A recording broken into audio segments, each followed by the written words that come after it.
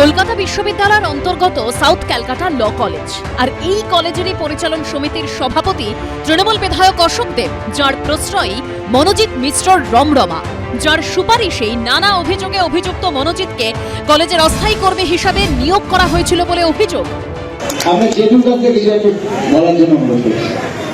এহেন তৃণমূল বিধায়ক অশোক দেবের বিরুদ্ধেই এবার চাঞ্চল্যকর অভিযোগ করলেন কলকাতা বিশ্ববিদ্যালয়ের অন্তর্বর্তীকালীন উপাচার্য শান্তা দত্ত দে।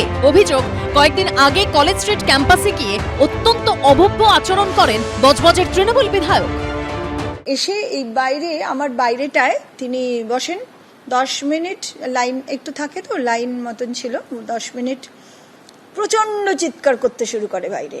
আমাকে এরকম ভাবে বাইরে কেউ বসিয়ে রাখে না, আমি 10 মিনিট বসবো না। চেয়ার নিয়ে আমার এই এন্ট্রান্সের দরজাটার সামনে একটা চেয়ার, এরকম বড় চেয়ার টেনে নিয়ে বসে পড়ে, নিয়ে বসে বলেছে আজকে ভিসিকে বেরোতে দেবো না, কাউকে ঢুকতেও দেবো না। সাউথ ক্যালকাটা ল কলেজের কোনো সিট টিট বাড়ানোর চিঠি, সঙ্গে সঙ্গে চিঠির তলায় অশোক দেবের সই। আমরা বললাম এটা তো হতে পারে না, চিঠিটা নিয়ম মাফিক দিন। নিয়ম মাফিক মানে চিঠিটা দেবে ভাইস প্রিন্সিপাল বা প্রিন্সিপাল, আপনি কেন দেবেন? আপনি দিলে তো আমি নেবো না। বঙ্গবাসী যে কলেজে এতদিনে কলেজ, সেই কলেজে হিন্দি সাবজেক্ট নেই। আমি দীর্ঘদিন বলেছি হিন্দি সাবজেক্ট চালু করা হোক, আমি সেটা পারমিশন আনতে গেছিলাম। মনে করার পর আমি বাধ্য তখন করেছিলাম আপনি দেখা করুন, আমি তো অন্যায় কিছু করতে নেই, আবদার করতে এসেছি। এদিকে সূত্রের খবর, পুলিশের স্ক্যানারে এবার সাউথ ক্যালকাটা ল কলেজের গভর্নিং বডির রেজিস্টার। বুধবার এই রেজিস্টার বাজেয়াপ্ত করেছে পুলিশ।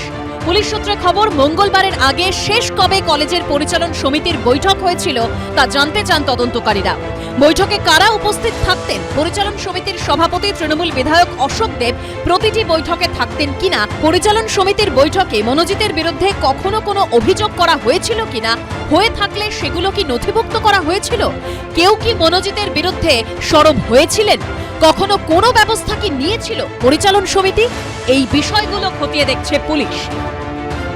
কসবা গণধর্ষণ কাণ্ডে মূল অভিযুক্ত মনোজিৎ মিশ্রের সাউথ ক্যালকাটা ল কলেজে নিয়োগের অ্যাপয়েন্টিং অথরিটি ছিল ওই কলেজের গভর্নিং বডি।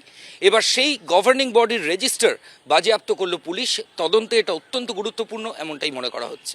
একজন হিস্ট্রি শিটারকে, অর্থাৎ যার অতীতে রেকর্ড আছে এই ধরনের কাজ করার, তাকে যদি গভর্নিং বডি কোনো চাকরিতে রেখে থাকে টেম্পোরারি পোস্টে, তো গভর্নিং বডির রোল, সেই রোলটাকে তদন্ত হওয়া উচিত। কেন কনস্পিরেসি হিসেবে ধরা হবে না? এমনকি আর্স্টওয়াইল যিনি প্রিন্সিপাল ছিলেন, even she has written a letter to the CP of the Kolkata police, তিনি পর্যন্ত চিঠি লিখেছেন। ল কলেজের গভর্নিং বডি সহ যারা যারা যুক্ত আছে, আমরা তো বলবো বড় মাথা আছে। ম্যাঙ্গো একদিনে ম্যাঙ্গো হয়নি, তাই এই ম্যাঙ্গো হওয়ার পেছনে যারা ওই ম্যাঙ্গো গাছের তলায় সার দিয়েছে তাদেরকে আগে খুঁজে বার করা উচিত।